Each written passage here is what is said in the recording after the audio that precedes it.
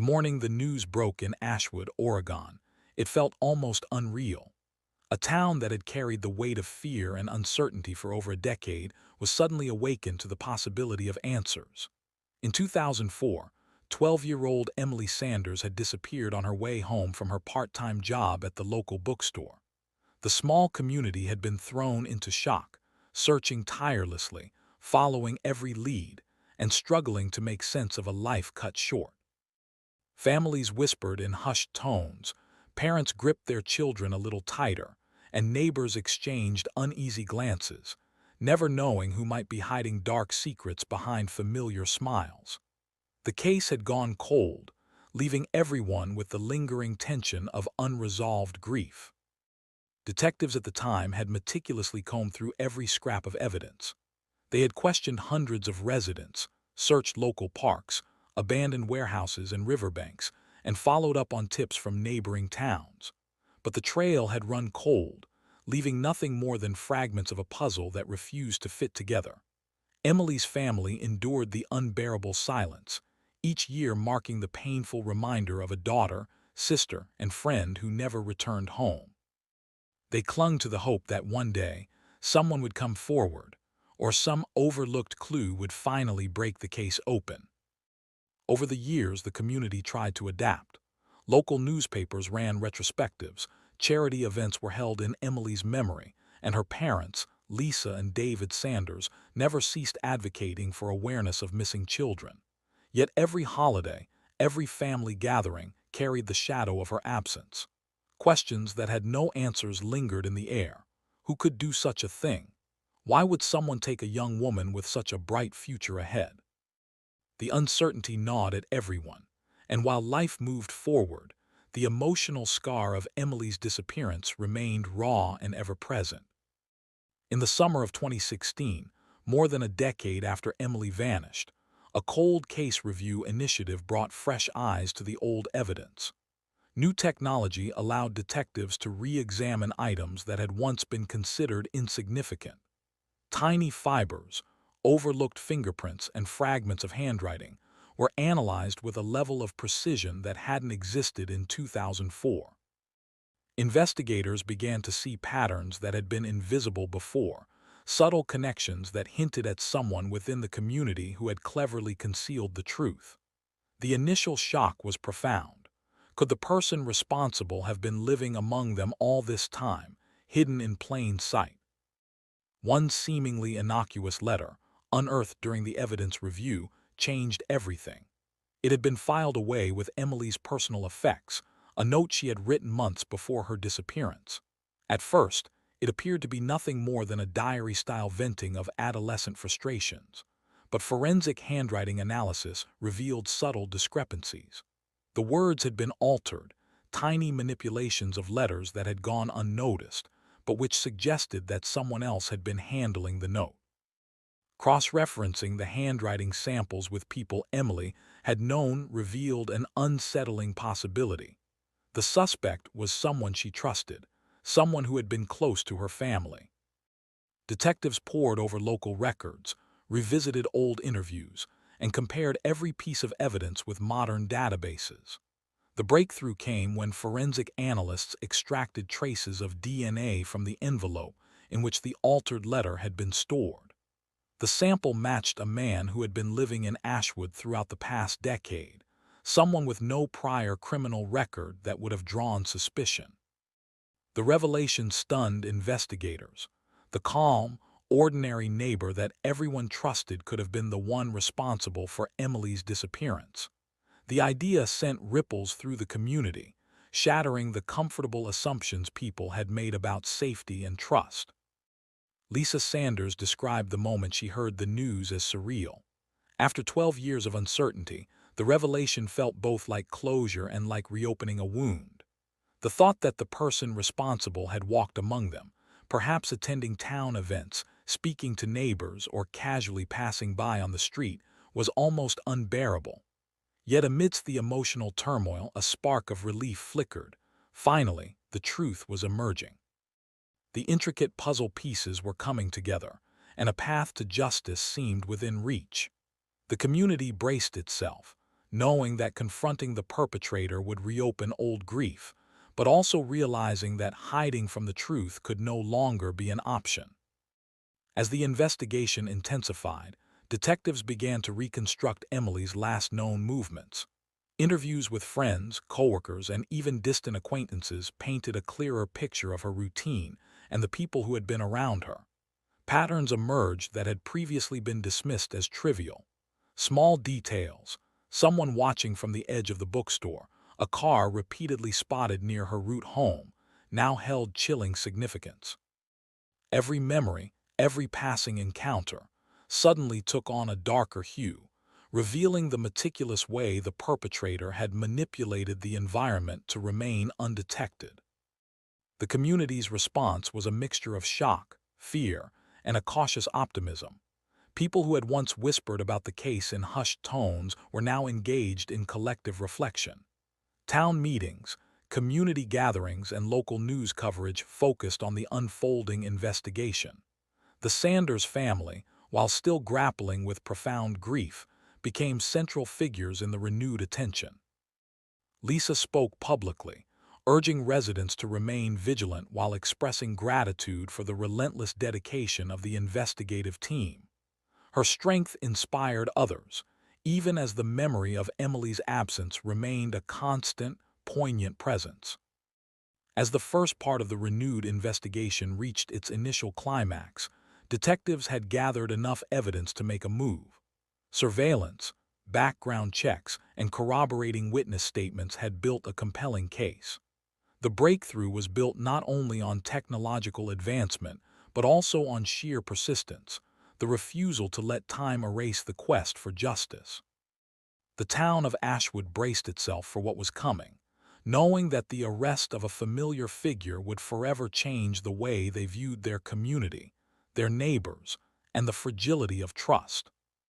The arrest, when it finally happened, was executed with precision. The man, once regarded as an unassuming member of the community, was taken into custody quietly, with detectives careful to avoid public spectacle. The shockwaves that followed were immense. People who had shared morning coffees, who had waved hello on the street, now struggled to reconcile the friendly neighbor they knew with the horrifying crimes he was accused of. For the Sanders family, the moment brought a complex blend of emotions: anger, relief, disbelief, and a long-suppressed hope that justice would finally be served. Even as the suspect was held, forensic teams continued to examine the evidence.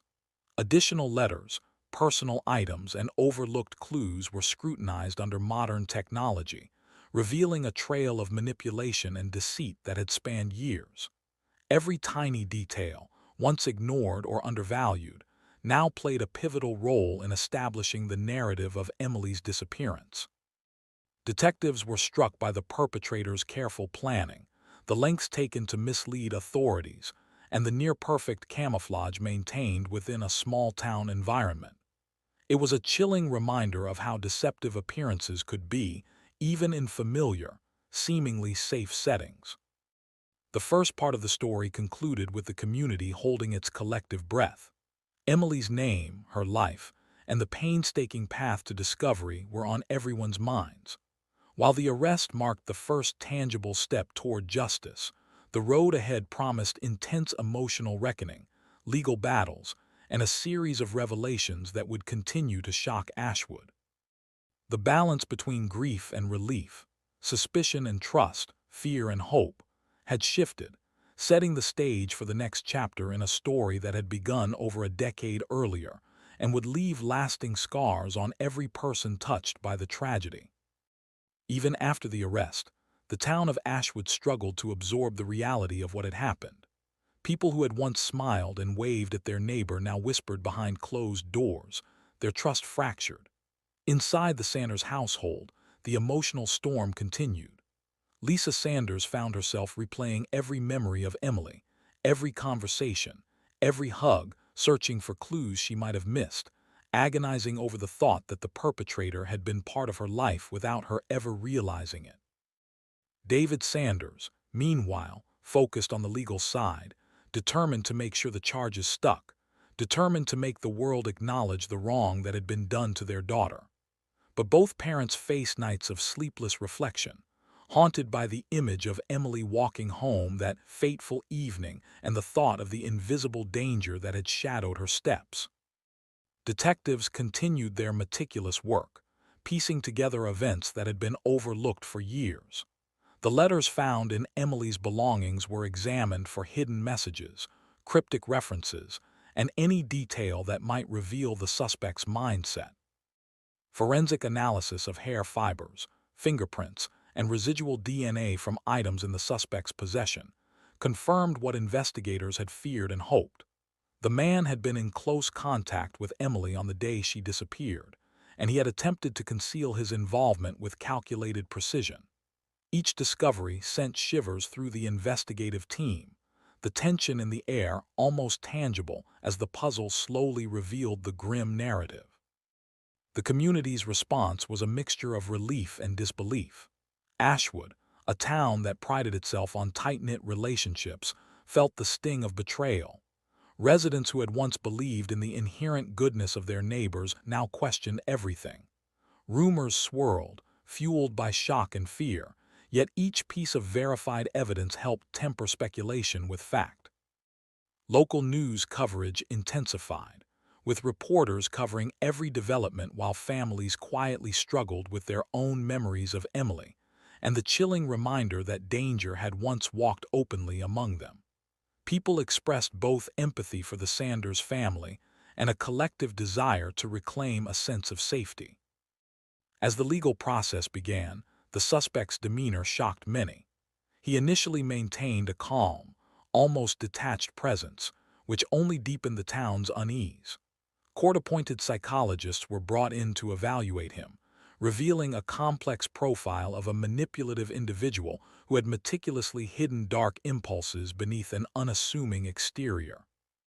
Witnesses who came forward described encounters that, at the time, had seemed ordinary but now revealed subtle attempts at control, intimidation, and influence over Emily.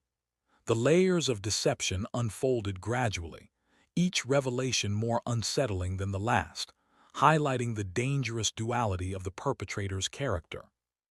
The Sanders family became central figures in a story that captivated not just Ashwood, but nearby towns and statewide media.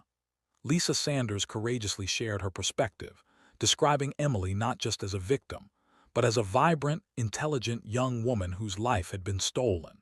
Her words resonated deeply, adding emotional weight to the legal proceedings. Each testimony painted Emily as a girl full of potential, making the betrayal feel even more acute. The community rallied around the family, organizing support networks, fundraisers, and vigils, determined to honor Emily's memory while helping the Sanders family navigate the emotional complexities of the trial. Meanwhile, detectives unearthed more evidence that challenged assumptions. Old witnesses who had once been dismissed came forward, sometimes reluctantly, with details they had long kept to themselves. Neighbors admitted noticing unusual behaviors, fleeting moments that, at the time, seemed inconsequential but now took on sinister significance. One local shopkeeper recalled seeing the suspect loitering near the bookstore the morning Emily disappeared, an observation that had been disregarded in the original investigation. Each new testimony added weight to the case, tightening the net around the perpetrator while giving the Sanders family a measure of reassurance that justice was within reach. As the trial approached, emotional stakes escalated. Community members testified, providing context for Emily's life, her routines, and the environment in which she had lived. Prosecutors highlighted the careful planning that had gone into the crime, juxtaposed with the suspect's calm, unassuming public persona. Defense attorneys attempted to cast doubt, citing the passage of time and questioning the reliability of recollections after so many years. Yet, modern forensic technology, including DNA confirmation and digital reconstruction of the letters, provided undeniable links that established guilt with a clarity previously unimaginable in 2004. Each piece of evidence, every corroborating testimony, painted a stark picture of the calculated nature of the crime. The Sanders family faced each day with courage, confronting memories that were painful yet essential to the pursuit of justice. Lisa spoke in court, her voice steady yet quivering at times, reminding everyone of Emily's bright spirit and the devastating impact of her disappearance. David focused on supporting his wife while attending every hearing, ensuring that every question was asked and answered, that the truth was fully presented. Their unity became a symbol of perseverance, inspiring many who had followed the case for years and reinforcing the message that hope and determination could eventually yield results, even after more than a decade of uncertainty. As the court proceedings unfolded, unexpected twists emerged. Investigators discovered hidden correspondences between the suspect and distant acquaintances, suggesting a broader pattern of manipulation and deceit. Old phone records and bank statements revealed the extent of the perpetrator's meticulous planning, confirming that Emily's disappearance had not been random but a deliberate act, executed with careful forethought. The revelations shocked even seasoned detectives, underscoring the depth of the criminal mind and the persistence required to bring such a case to resolution. Each twist added layers of understanding, while the emotional intensity of the trial kept the community riveted, eager to see justice finally served. Even as the trial continued, the town began to grapple with the larger implications of the case. Parents became more vigilant, schools reinforced safety measures, and community leaders emphasized the importance of awareness and reporting unusual behaviors. The story of Emily Sanders became a somber reminder of vulnerability and the need for collective responsibility. Yet amidst the sorrow, the gradual unraveling of the mystery brought a measure of hope. It showed that even after years of silence and uncertainty, truth could emerge, accountability could be enforced, and a community could begin to heal from a trauma that had lingered far too long. By the end of this phase of the trial, the combination of modern forensic evidence, witness testimony, and painstaking detective work had built an overwhelming case. The intricate puzzle, ignored clues, and emotional narratives of the past finally converged, allowing the Sanders family and the town to see a path toward closure. Emily's story, once shrouded in mystery and grief, began to take a form that could be acknowledged, honored, and remembered, setting the stage for the final reckoning that would bring both relief and lasting emotional resolution. The courtroom was packed, the air heavy with anticipation and unspoken tension. Everyone in Ashwood seemed to hold their breath, waiting for the moment that would finally give shape to years of grief and unanswered questions. The suspect, who had once appeared calm and detached, now sat rigidly, his facade beginning to crack under the weight of overwhelming evidence.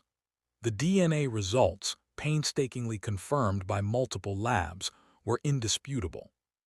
Each report, each testimony, reinforced the truth the town had hoped for but feared to confront, that the man who had walked among them had been capable of unspeakable harm. Lisa Sanders rose to deliver her statement to the court, her hands trembling slightly, yet her voice carried a strength forged from years of pain and relentless determination. She spoke of Emily's laughter, her dreams, the small acts of kindness that had defined her life. She spoke of the nights spent waiting for her daughter to come home, the sleepless hours wondering if she had made a mistake, if she could have done something differently. Her words resonated with every parent in the courtroom, evoking both tears and quiet nods of understanding. For the first time in over a decade, the raw humanity of Emily's life was fully visible, not as a victim, but as a young woman whose spirit had endured even in absence. Detectives provided a chronological reconstruction of the events, tracing the suspect's movements and decisions with precise attention to detail. Security camera footage from the nearby streets, once thought irrelevant, was now reanalyzed and revealed fleeting moments of interaction with Emily. Each piece of visual evidence brought chills, demonstrating how close the town had come to losing her entirely without ever knowing the danger she faced. Investigators explained the painstaking forensic analysis, fiber transfers, fingerprints, and the alignment of DNA traces that conclusively connected the suspect to Emily on the day she vanished. Every revelation compounded the community's shock and sorrow, but also solidified a sense of justice finally emerging from the shadows. Unexpectedly, a former acquaintance of the suspect came forward during the proceedings, recounting interactions that, at the time, had seemed insignificant or harmless. Subtle threats, strange comments, and moments of insistence on control now appeared as forewarnings that had been tragically overlooked. The testimony added a layer of complexity to the case, showing how manipulation and cunning had masked dangerous intentions. This revelation left the courtroom in stunned silence, and the Sanders family found a bittersweet validation in the acknowledgement that Emily's instincts had been right, even if she had been unable to avoid the fate that befell her. As the trial continued, the defense attempted to sow doubt, questioning the reliability of memories after so many years and pointing to gaps in the timeline. Prosecutors countered with compelling evidence, including digital reconstructions of correspondence, forensic validations, and detailed witness accounts. The balance of emotion and fact created a tense, almost cinematic atmosphere in the courtroom. Every detail mattered, from the smallest fiber to the clearest recollection, weaving a narrative so precise that it left no room for uncertainty. It was a demonstration not just of justice, but of the painstaking patience required to unearth truth from decades-old mysteries. Community members followed the proceedings closely, their daily lives temporarily suspended as they absorbed each update. For many, Ashwood had been a town frozen in shock and fear, the memory of Emily's disappearance lingering in conversations, schools, and local gatherings. As the case unfolded, neighbors found themselves grappling with complex emotions: relief that the truth was finally revealed, sorrow for the life lost, and a newfound vigilance born from the painful realization that danger can sometimes reside within familiar walls. Candlelight vigils, small memorials, and silent walks through the streets Emily had once known became acts of collective remembrance, uniting the town in shared grief and determination. Throughout the trial, the Sanders family remained unwavering in their pursuit of justice. Each hearing was both a trial of facts and an emotional journey. David Sanders focused on every legal nuance, ensuring that no loophole could allow the perpetrator to escape accountability. Lisa Sanders, meanwhile, used the platform to highlight Emily's humanity, bringing emotional depth to the evidence presented. Their courage inspired others who had experienced similar tragedies, proving that persistence, even in the face of decades of silence, could yield results. Each day of the trial was a step toward not only legal closure, but also emotional healing for themselves and the community. The final verdict was delivered with a weight that reverberated beyond the courthouse walls. Guilty.